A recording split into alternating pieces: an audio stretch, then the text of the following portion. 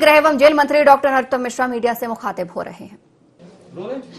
आज लगातार जैसे हमको कोरोना के क्षेत्र में अच्छी सूचनाएं मिल रही थी,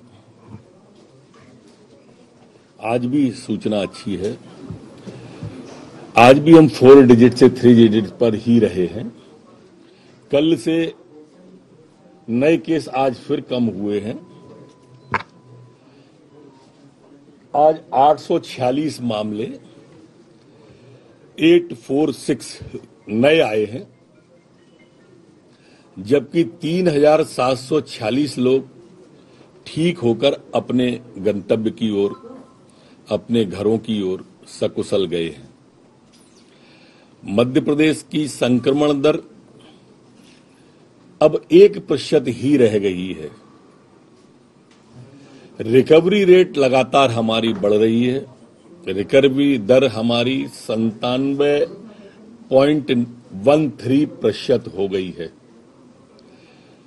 एक्टिव केसों की संख्या भी लगातार, जैसा मैं आप सबसे मुखातिब होता हूं तो बताता हूं, एक्टिव केसों की संख्या 14,186 रह गई है। अगर हम रैंकिंग में देखेंगे तो जहां कभी हम 5वें, 7वें, 9वें स्थान पे थे, आज हम देश में 19वें स्थान पर आ गए हैं, लगातार घटते घटते। 35 जिले ऐसे हैं जिन 35 जिलों में हमारे 10 से भी कम प्रकरण आए हैं। कई जिले तो ऐसे हैं जो 1% से भी कम हमारे यहां पर आए हैं। सर, एमपी कांग्रेस ने ट्वीट किया, वो कह रहा है कि वाइस वीर गृह मंत्री और घोषणा वीर मुख्यमंत्री। ट्विटर के बंदी और ट्विटर के पंछी इससे ज्यादा और कर भी क्या सकते हैं। सर, ये कह रहे हैं कि पक्ष के लिए अलग कानून है, सरकार में सबका पक्ष के लिए दो तरह कानून। मित्रों, मैंने पहले भी कहा था, मैं आज दूसरे शब्दों में कहता हूं, अकर्मण्य नहीं कहता। आपने ऐसा मुद्दा विहीन विपक्ष नहीं देखा होगा कभी। जनता के मुद्दे अब इनके पास नहीं है, ये इस बात का द्योतक है। आप इनके मुद्दे देखो, आप क्या क्या है। अलग अलग कानून, जैसा आपने अभी कहा, बोले भारत बदनाम, ये दूसरा मुद्दा था उनका। आप तो पिछले 15 दिन के ट्वीट तो देखो। पेन ड्राइव, मुर्दों की बातचीत, इंडियन वेरिएंट, ये मुद्दे हैं कमलनाथ जी के। जनहित से जुड़ा एक भी मुद्दा कांग्रेस नहीं उठाती। अब तो स्वास्थ्य वाली बातें भी उनकी खत्म हो ली।